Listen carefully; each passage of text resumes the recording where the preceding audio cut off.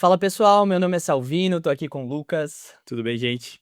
E esse aqui é o Arquitetando, podcast que foi criado para conectar, inspirar e gerar conhecimento em áreas muito importantes da nossa sociedade, que é a arquitetura e a engenharia. E hoje nós estamos aqui com o Giovanni Feltrin, que vai falar um pouquinho da sua história, da sua trajetória. Giovanni, muito obrigado pela tua presença, a gente Seja muito fica bem-vindo. muito feliz de ter você aqui com a gente hoje. E eu queria que você começasse se apresentando, contando da tua história, como que chegou na arquitetura, para que a gente possa conhecer um pouquinho mais. Perfeito. Primeiramente, uma boa tarde a todos, né? É um prazer para mim estar aqui compartilhando o dia a dia de escritório, um pouquinho da minha profissão. Eu sou formado há 12 anos, 11 anos, na verdade, vai fazer 12 agora.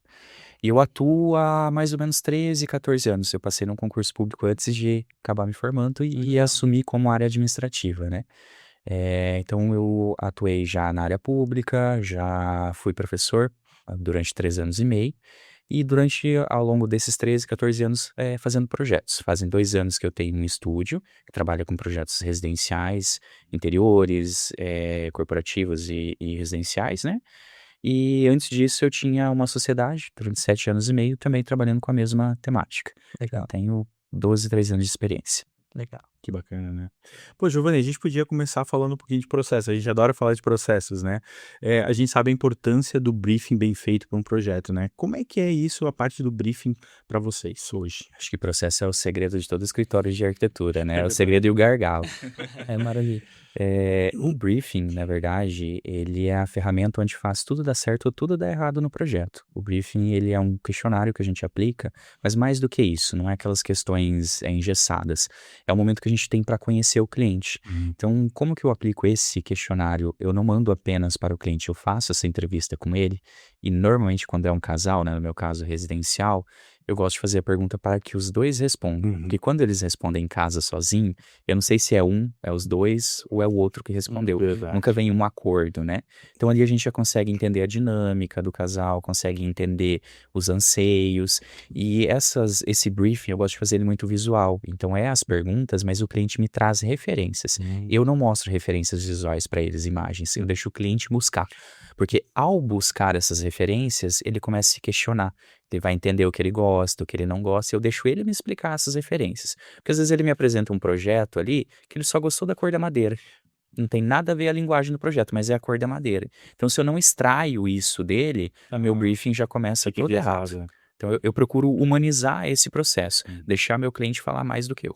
Ok, Legal. que legal. Ô Giovanni, e dentro disso que você acabou de comentar pra gente, qual é a importância disso lá na frente, né? Você falou que o briefing bem feito pode ser inclusive o gargalo, né?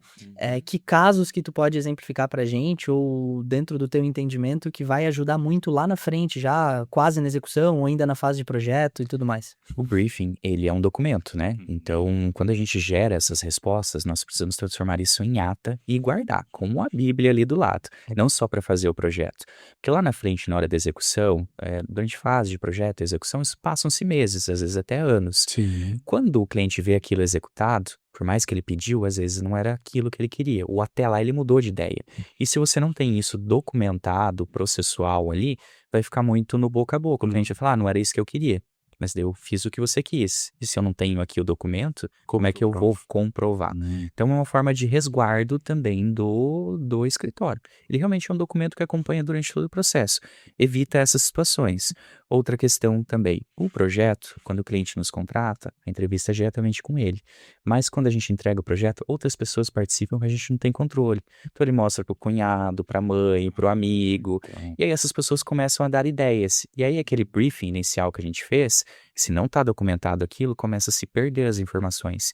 Quem pediu essa alteração, quem não pediu, fez sentido ou não fez. Se eu não tenho um escopo, eu não sei o resultado final. É uma loucura, né? É uma loucura. E olha só que legal, o Giovanni traz uma coisa, assim, vou te falar que até talvez um pouco disruptiva, ele trata o briefing como um documento. Justo. É.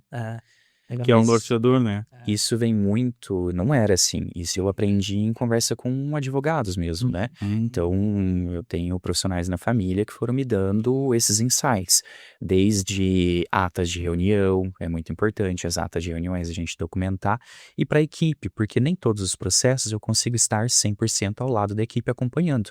Hoje eu atendo em outros estados, outras cidades, e eu viajo muito. Então, às vezes, eu tenho que ter isso à distância. E se não está documentado, a minha equipe às vezes perde as informações. Isso é uma questão de processo interno. Poxa, muito legal. E a gente estava comentando agora nos bastidores, né, que você tem um atendimento diferenciado, humanizado, né? E muitas vezes a gente precisa meio que ser o terapeuta nesse momento, né? Entender uma Demais. psicologia ali e tal. Como é que é esse processo lá? Assim, não é um processo fácil, né? Porque literalmente a gente é terapeuta às vezes na obra, né? Quando a gente lida com sonhos. E a arquitetura é uma profissão que lida com sonhos, né? Primeiro vem do imaginário para transformar aquilo através da técnica em algo real. Só que esse processo todo ele é desgastante, tanto para o cliente que está ali despendendo financeiro, quanto para a gente, porque a gente sofreu para criar uma ideia, juntar tudo que o cliente trouxe, fez um projeto. Até o último item da execução, a gente tem que defender esse projeto. Eu tenho que defender para o eletricista, que quer fazer o que ele sempre soube fazer. Tenho que defender para o fornecedor, que às vezes ele quer vender o que é mais conveniente para ele. Então, é um processo muito cansativo. E no meio desse processo, o cliente ele vai se perdendo, porque ele não tem noção de técnica. Então, ele escuta a tua conversa, ele escuta do prestador de serviço, do fornecedor, e ele fica perdido nesse processo. E nós somos o maestro dessa execução. Por mais que a gente às vezes não executa a obra, só faz o projeto, só que se a gente não estiver próximo dessa execução, a coisa não acontece e é o teu nome que vai levar no fim dessa obra. Verdade. Então eu trato o meu cliente muito próximo até para monitorar o que ele faz. Até usei uma fala na Semana Acadêmica de Arquitetura e vou repetir ela aqui que eu acho que ela é muito válida. Cliente é igual criança. Se você mantém ele muito próximo, você deixa ele mimado. Se você mantém muito a distância, ele faz coisa errada.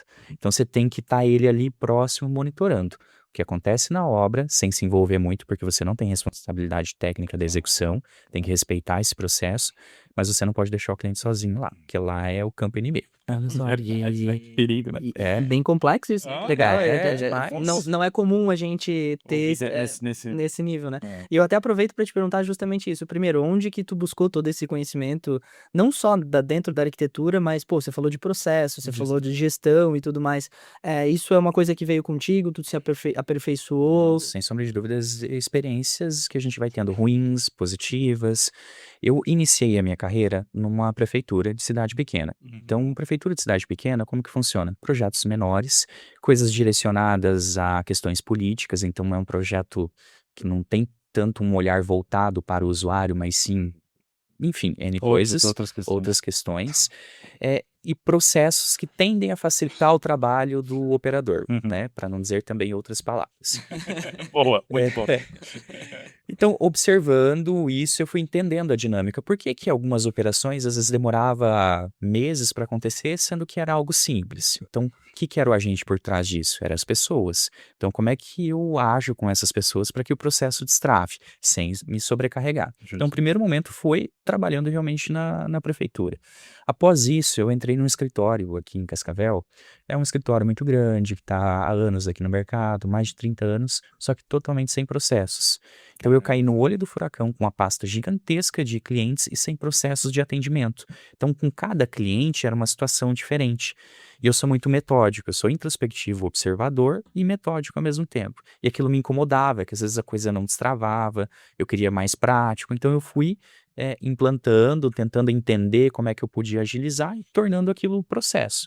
Então eu não tenho formação administrativa, nunca fiz curso relacionado a isso. Foi realmente na base do teste, tentando resolver dores desse escritório em si.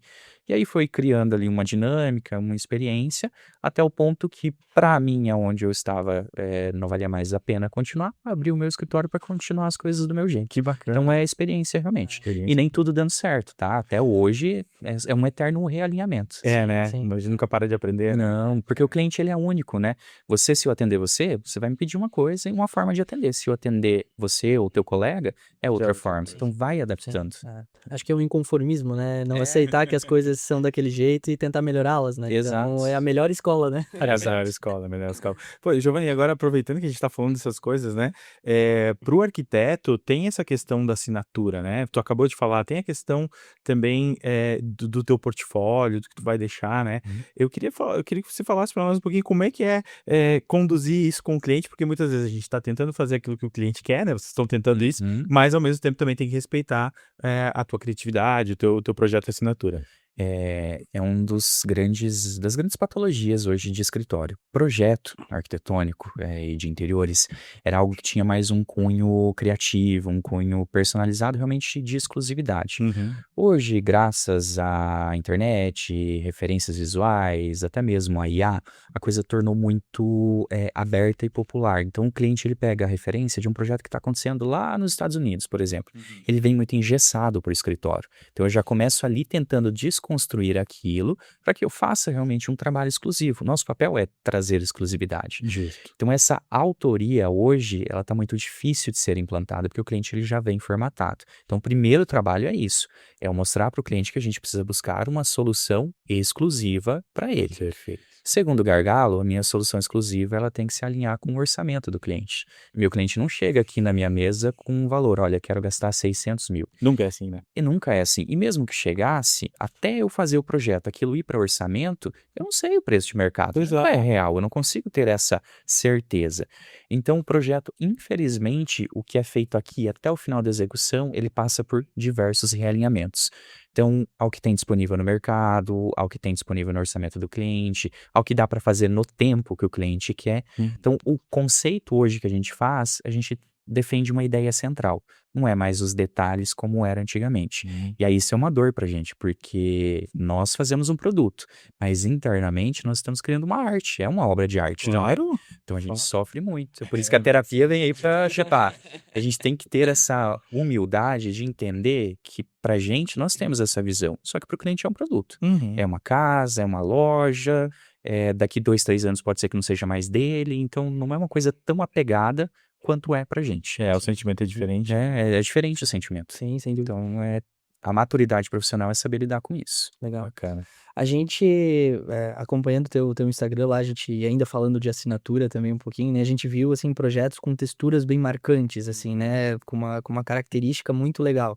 Isso tem a ver com o que você acabou de falar, em trazer essa realidade para o que a gente tem aqui, não com uma referência americana, por exemplo? Como que tu usa isso nos teus projetos e como que isso se materializa hoje, para o cliente? Eu busco sempre, quando o cliente vem me apresentar a necessidade dele, ele já vem com ideias semelhantes a de outras situações que ele já viu. Casa do parente, referência da internet. Então eu busco extrair ali o que ele quer com isso. Quero conforto. Ah, eu quero orçamento baixo. Ah, eu quero luz natural, vegetação. Eu busco a raiz desses itens e tento traduzir isso com personalidade. Então, trazer de repente um elemento diferente, que ele vai se conectar com aquilo, mantendo a base mais neutra. Mas uma coisa que eu odeio eu quero tudo neutro para não enjoar. Gente, a gente tem que ter personalidade, né? O neutro ele enjoa também. Sim. Quando você vê tudo muito claro, tudo muito básico, você não se conecta. Então, eu tento desconstruir isso no cliente, Legal. para trazer os diferenciais do meu projeto. Particularmente, eu gosto de cores mais intensas, cores mais sóbrias, uma linguagem mais contemporânea, então eu tento me aproximar com a minha linguagem, mas eu respeito muito o que o cliente quer. Então hoje, por exemplo, eu estou projetando uma casa clássica, não é a linguagem que eu gosto de trabalhar, mas os interiores dessa casa eu estou dando o meu melhor. Então eu pesquiso, busco referências, eu busco sair do contexto do cliente. Não é as referências que ele me trouxe. Eu extraio daquilo o conceito que ele quer, mas eu busco coisas fora que sejam diferentes. Que legal. Sim. Pô, a composição deve ficar maravilhosa, né? Fica maravilhosa. Às vezes no final não executa aquilo que a gente deu de ideia, né? Sim. Mas eu busco sempre. E falando um pouquinho ainda de materiais, só pra gente talvez levar um pouco mais pra frente esse assunto, né? Como tu falou que eles trazem referências de fora, muitas vezes a gente não tem aqui talvez uma cadeia de fornecimento para alguns materiais que você vai ver num projeto lá de fora, né? A gente sabe que steel frame, por exemplo, é uma coisa bem recente, né? Tem aqui, mas não tem tanto acesso.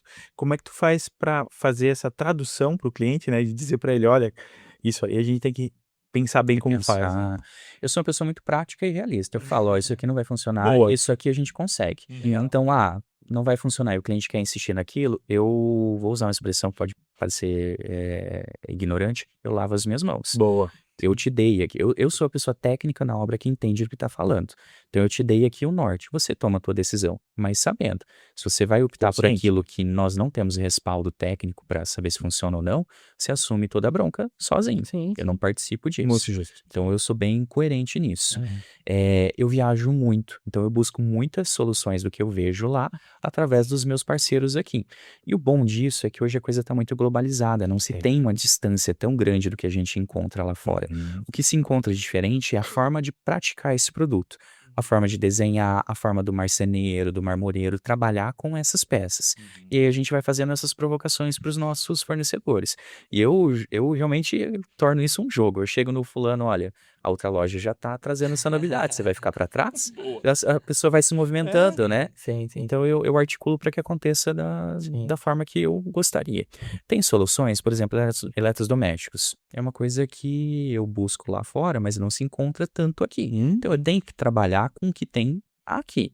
Agora, materiais, revestimentos, pedras, coisas de acabamento, tudo a gente consegue bem similar. Sim. Bacana. E nesses casos onde você coloca esse posicionamento para o cliente, olha, pode dar problema, tu tens encontrado muito cliente que acaba optando por tomar as próprias decisões do que a tua orientação técnica? Sim. E se sim, é comum esses problemas de fato acontecerem? É comum porque o que que acontece? Nós estamos dentro do escritório dando essas soluções. O cliente, ele está participando da obra dele na execução, então ele está ouvindo lá do assentador, do eletricista. Então o eletricista, ele é acostumado sempre a trabalhar com um tipo de material. Sim. Quando eu chego com algo diferente, a primeira coisa ele é arrumar problema, porque ele vai ter que estudar como é que se usa aquilo, ele vai ter que dar garantia da execução daquilo. Sim. Então é muito mais fácil ele falar para o cliente que não funciona. Sim. Aí o cliente vai ouvir de mim, que fiz uma pesquisa, eu estou no escritório, e ele vai ouvir do cara que trabalha instalando. Quem é que ele vai acreditar primeiro? Do cara que está manuseando esse produto, que tem a experiência disso. Então, para a gente, nós temos que realmente virar advogados, porque eu tenho que buscar uma legião de argumentos. Situação dessa semana mesmo. Eu estou fazendo apartamento em Curitiba, foi visto iluminação em lojas de Curitiba e foi visto iluminação em lojas daqui. Mesmo produto lá e aqui acabou a vantagem de negociação, ficou melhor. O eletricista queria muito que o cliente fechasse numa loja específica dele lá. Eu peguei o mesmo material, comparei item por item, era uma lista gigantesca. O cliente fechou aqui, mesmo material. Chegou na obra, o cliente começou a me mandar recorte no grupo do chat GBT. Ah, a fita cobre, não sei o que, não funciona dessa forma. Aí eu tive que ir no lojista aqui, gravar vídeo, olha, não funciona pro perfil que você acha, mas porque foi pra obra não é esse perfil, foi o adequado. Então tem que montar quase uma defesa, é imagina. processual. Que trabalho, né? É. Então, eu tô falando só de uma situação, de um eletricista, mas na obra a gente tem marcenaria, marmoraria, eletricista, sentador. Então, para cada um, nós temos que estar bem articulados tecnicamente. E eu acho, mas isso é muito legal, né? Porque eu acho que o cliente, quando ele contrata um arquiteto, ele espera, por mais que talvez não seja um padrão no mercado, mas ele espera justamente Ele isso, espera né? esse Eu, se eu conhecimento. contratasse, eu gostaria justamente de ter esse embasamento para conseguir me dar um norte, né? Entender, né? E eu sempre digo, né? Se a retórica, né? A tréplica, às vezes, também, né? Ela serve para justamente mostrar que, não, poxa, eu sei o que eu estou fazendo, né? Então, você indicou, alguém disse que não faz sentido, você não faz sentido por causa disso. Isso. Quem tá do outro lado pensou, opa, peraí. Não, e reforça a autoridade. né? Reforça a E autoridade. assim, projeto é uma construção, né? Então eu dependo de quem está executando. Às vezes, o cara que está executando, ele vai ter uma ideia, uma solução melhor. Boa. Só que precisa ter essa troca. Precisa vir para mim. Eu sou responsável pelo projeto e não para o cliente, né? Só que quase nunca vem pra gente, porque ele sabe que a gente vai debater essa ideia. Então é mais fácil tentar convencer o elo mais fraco Com certeza. da equação. Com certeza. Então, E agora, aproveitando para te falar ainda um pouquinho, Giovanni, de processos, a gente gosta de perguntar para os nossos convidados como é que funciona no dia a dia do escritório a tua linha processual. Começa com o briefing, passa para a segunda etapa, depois vai para a prancheta. Como é que funciona lá para vocês? Eu vou falar a linha bonitinha, né? O projeto não é tão linear esse ano, era sim, sempre, né? mas... Sim. Então, primeira entrevista é uma entrevista de contato com o cliente, então são perguntas bem superficiais para entender a demanda dele, elaborar um orçamento, passar para ele apresentar. Ali eu explico os meus projetos, os meus diferenciais, mostro o repertório para ele. Fechou o contrato? Faço o briefing, a primeira reunião. Fazer briefing e levantamento de obra, levantamento de matrículas, levantamento dessa documentação técnica inicial, né? Tem toda essa parte, né? Para eu conhecer o imóvel, o terreno, as restrições normativas de condomínio, quando é o caso. Ok, fiz isso, a gente faz esse estudo dessas restrições e aí com o briefing dele eu começo a startar o primeiro layout de planta, no caso de casa ou apartamentos ali. Eu apresento plantas com distribuição antes de ir para uma volumetria. Legal. Quando ele aprovou essa distribuição, entendeu os espaços, as divisões de paredes, o tamanho da casa, essa distribuição mesmo, aí que eu vou para o conceito volumétrico. Daí eu faço o estudo da arquitetura da casa ou dos interiores quando é só interiores. Nessa etapa, eu já apresento para ele renderizado com todas as soluções internas de armários, tudo mais. Porque hoje o cliente ele não tem tempo para fazer 2, 3 reuniões. Então eu já apresento numa reunião a casa toda de uma única vez. Porque para ele é bastante informação para absorver de uma vez só que ao mesmo tempo ele consegue analisar o todo. Porque antes a gente fazia por etapas, então eu fazia uma parte dos ambientes, outra parte. Acabava que no meio da segunda etapa o cliente ainda estava me pedindo alteração da primeira. Nossa. Então, apresento de uma vez, você vai para casa, no seu tempo, você avalia e vai me trazendo tudo de uma vez também. Acelera meu fluxo. É verdade. E aí, após isso, a gente vai para as etapas de detalhamentos. Tese, quando eu vou para detalhamento, não se há mais ajuste. Então, eu ajusto planta, eu ajusto conceito, volumetria. Você aprovou, o que eu detalho agora é documento, não tem mais ajuste. Obviamente, não é assim no dia a dia, né? A hora que vai pro orçamento, ficou mais caro o que ele queria, mudou o produto, e aí a gente vai tendo que ter um jogo de cintura. Aí vira uma loucura, né? Mas daí eu vou detalhando por blocos também, eu separo o que é mais urgente. Detalho questões civis, né? Elétrica, hidráulica, paredes.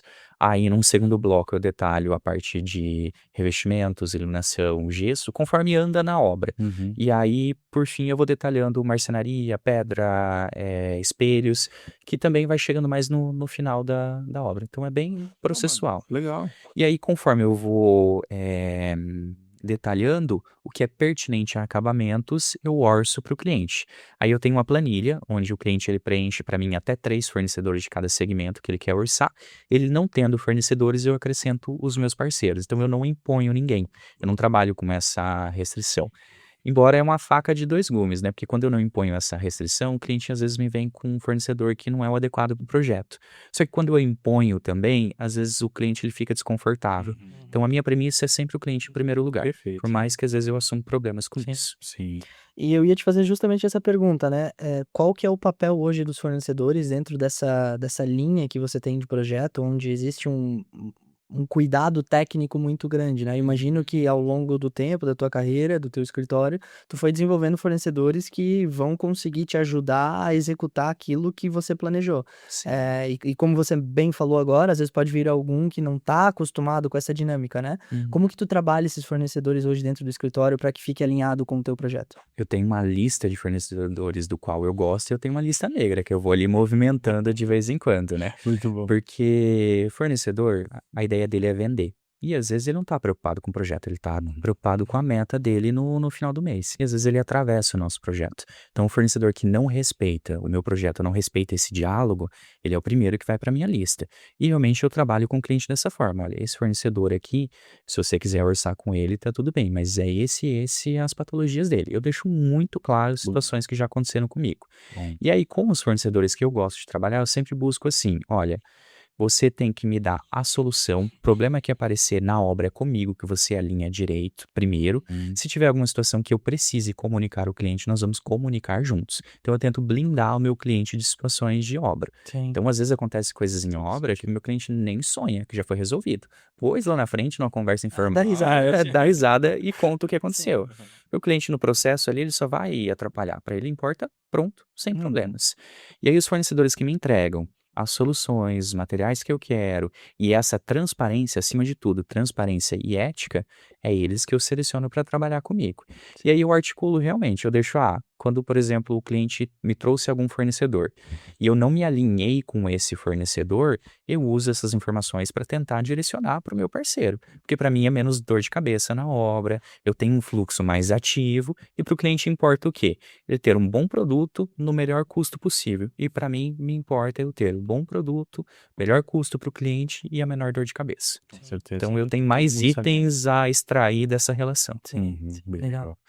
Agora que você falou, Giovanni, né, do passo a passo, de como funciona, né? Eu queria entrar no papo da IA, né, contigo, porque a gente sabe que ela está ajudando muito nos processos e a gente queria saber como que você utiliza no teu escritório hoje. A IA hoje, ela nos deu autonomia com questão de representação, de imagens e o diálogo com o cliente, né?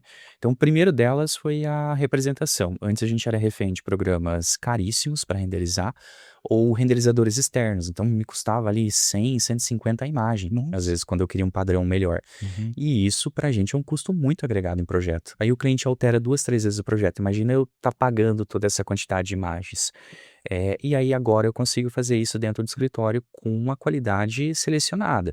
Outra questão é equiparar entre os profissionais do meu escritório o mesmo nível de renderização. Uhum. Porque antes eu tinha um colaborador que renderizava melhor, o outro não, então não tinha um padrão de apresentação. Acabava sendo à mercê da pasta que eu disponibilizava para a equipe. Uhum. Agora não, agora é só dar o mesmo comando que vai dar o mesmo padrão de imagens. Legal, né? Dúvidas na hora de responder o cliente, então às vezes a gente é um pouquinho muito prático, você acaba sendo meio seco. Então antes disso você responde ali no chat, olha, melhora essa resposta. Tranquilo. Às vezes você tá um pouquinho estressado e você quer dar nos dedos, aí você joga lá pra deixar um pouco mais Suaviza essa... suave. Então tem muito essa troca. E o diálogo com o cliente, às vezes ele quer te falar algo e ele não consegue expressar em palavras. Eu já tenho muito essa retórica do cliente me trazer imagens geradas por chat para demonstrar o que ele quer dizer. Então agilizou muito o processo. Muito, é. Sim. Por outro lado, a gente tem que ter jogo de cintura também, porque daí o cliente acha que é fácil o processo de projeto, porque você dá o comando, ela gerou a imagem rápido, e aí o cliente acha que o projeto se faz de um dia para o outro. Então, dá essa falsa ilusão. Por isso, do diálogo aberto com o cliente. Olha, a solução que dá ali no chat é uma coisa superficial, eu tenho que estudar para entender o que o comando ali que eu vou dar para me dar a solução real. Então, esse jogo de cintura Jogo tem de que ter. cintura, né? Eterno. Aham. E essa questão do cliente já chegar com essas imagens prontas hoje, e ter esse meio termo da parte boa de talvez facilitar o entendimento, mas também de, de achar que é muito fácil, que é isso, né? Como que tu tens lidado com isso e a frequência que isso tem acontecido hoje dentro do escritório? Eu tive situações iniciando o ano passado, e aí esse ano tá uma coisa como se fosse realmente padrão, né? Toda Já- apresentação já vem em alguma imagem assim. De início, a gente fica um pouco, como que eu posso dizer? Fere um pouquinho o ego do projetista, né? Você passou ali 4 semanas ali pensando num projeto, num conceito, daí o cara com IA vem lá, distorce todo o teu projeto e acha que aquilo tá bom. Então a gente internamente interpreta, eu não falo isso pro cliente, a gente lida com os nossos problemas em casa. Aham. Mas hoje eu entendo que é a forma de comunicação e eu tenho que aceitar. A modernidade tá aí. Se você não ir a favor da maré, você fica para trás. Justo. Então eu entendi que isso é o natural de agora em diante e eu tenho que extrair o melhor dessa situação.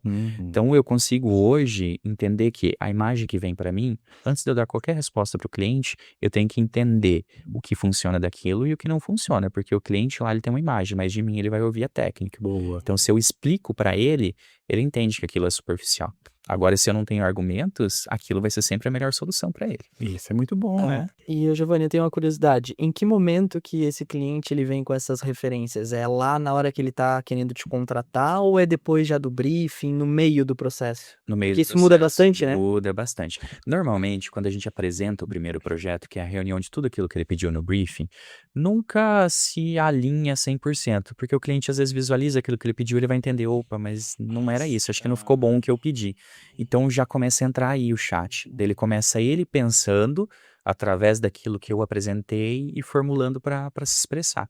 E ao longo da obra, porque às vezes, sei lá, meu projeto ele tá numa cor azul, foi orçar, a cor verde é um pouquinho mais barato, ele quer visualizar como é que ficaria para daí ele falar comigo. Então ele agiliza. Porque às vezes ele vai pedir para eu fazer uma imagem para ele visualizar, eu não posso fazer na hora, eu estou atendendo outros clientes, vai entrar numa programação.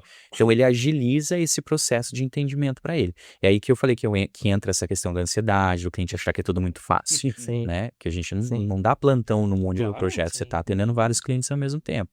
Então a IA, ela, a partir do momento que entrou no campo visual do projeto, ela está presente até o final da obra. Que bacana. Mas tem casos que tu vê que é positivo, assim, que, poxa, aqui ó, Não, vem legal. 90%, 90% bacana. dos casos são positivos, sim. Legal. É realmente o entendimento. Legal. Bacana, bacana. E agora, então, já que a gente falou um pouquinho de IA, vamos falar um pouquinho de futuro também, né? Como é que tu entende que vai ser aí? E eu sei que é uma pergunta difícil de responder, mas como é que você entende que vai ser aí os próximos 5 anos da profissão? Eu acho que a gente está passando por uma revolução gigantesca. A IA, ela veio para cortar diversos programas ali que a gente utilizava. Então, no processo de projeto, eu tinha o programa do layout, eu tinha o programa do detalhamento, eu tinha o programa da renderização. Eu acho que a IA vai dar uma unificada em tudo isso, vai otimizar e acelerar processos. E dentro do escritório, eu acredito que vai nos trazer uma qualidade de vida, no seguinte sentido. Como ela vai me tirar essa operação, eu vou ter mais tempo para curtir o processo de projeto, curtir o que está acontecendo na obra, atender o cliente de uma forma mais humanizada. Vou ter dificuldade sim, porque, como eu falei, a IA mostra uma solução muito fácil e o cliente ele não tem noções técnicas para compreender. Então eu vou ter que ter um poder de argumentação muito grande. E eu acho que vai dar uma boa selecionada nos escritórios do mercado, porque só quem tem maturidade emocional, quem tem conhecimento técnico, vai conseguir surfar nessa onda e aproveitar isso como benefício para o escritório e não como entrave. Com certeza. No teu ponto de vista, então, vai ter um filtro nisso tudo, né? Sem sombra de dúvidas, já está atento. Já. Hoje, se você olhar nos colegas, por exemplo, quem não usa IA para renderizar as imagens, projeto, por mais que as soluções são boas, mas a representação está ficando muito atrás de quem usa. Então, já está se criando uma distância. E tem, né, se tinha aquele medo de que não, meu Deus, a IA vai substituir os profissionais, na verdade, vai substituir o profissional que não usa IA, né? Exato. A IA entrou com as duas portas, com os dois pés na porta. Então, aceita e caminha junto que dá certo. É, isso aí.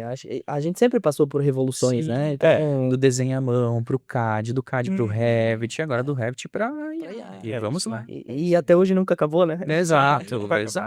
Eu tô falando assim, costumo falar que é humano trabalhando para humano. Então, enquanto tiver essa lógica, não tem substituição. Acho que só no momento que essa lógica desaparecer, senão... A IA não vai lá explicar pro pedreiro como é que você quer a parede, como é que você quer o friso, como é que você quer os detalhes. Então, onde que a gente entra com isso? São os detalhes, o entender o conceito. A IA vai dar sempre uma coisa superficial, ela nunca vai te dar conceito.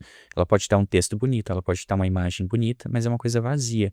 A identidade, o conceito, é somente uma pessoa humana que vai fazer isso. Tem que botar alma nas coisas. Tem que botar alma nas coisas.